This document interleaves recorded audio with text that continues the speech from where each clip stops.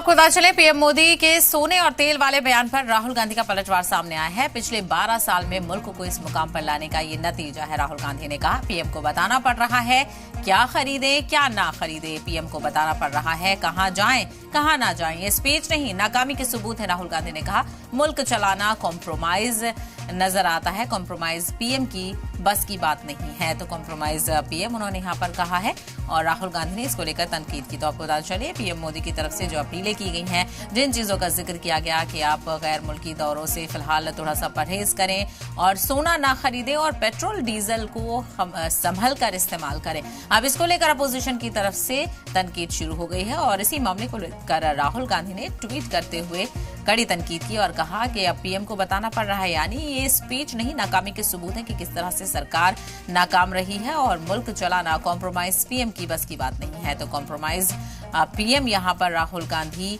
ने पीएम नरेंद्र मोदी को कहा है और ऐसे में देखना बेहद अहम होगा कि और किस तरह से तनकीदों का असर देखने को मिलता है। तो बताते चलें कि मिडिल ईस्ट में जारी ईरान इजरायल जंग के बीच पीएम मोदी ने एक रैली में मुल्क के लोगों से एहतियात बरतने की अपील की और कई चीजों को लेकर पीएम मोदी नसीहत देते हुए नजर आया। अब उसी को लेकर राहुल गांधी ने तनकीद की है और राहुल गांधी ने कहा कि ये नाकामी है सीधे तौर पर और यही वजह है कि सरकार ने जो सारी चीजें की हैं पिछले दौर में उसको लेकर ये नतीजे सामने आ रहे हैं। तो पिछले 12 साल में मुल्क को इस मुकाम पर लाने का नतीजा है। यानी 12 साल में जो चीजें की गई हैं उसको लेकर भी राहुल गांधी ने यहाँ पर तनकीद का निशाना साधा।